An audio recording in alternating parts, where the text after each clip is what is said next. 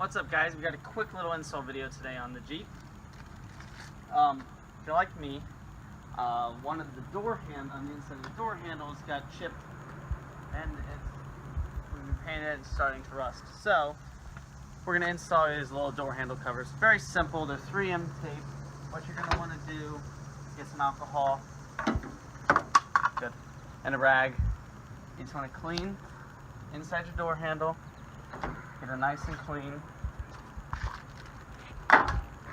Take off 3M tape, which is always the longest part of doing any of these. We're going to go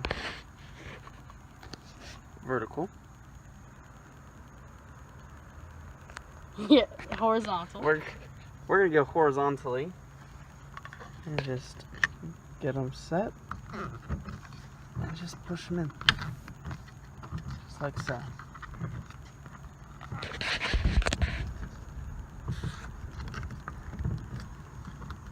Just like that.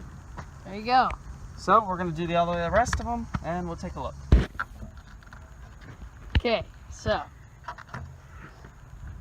got back one done.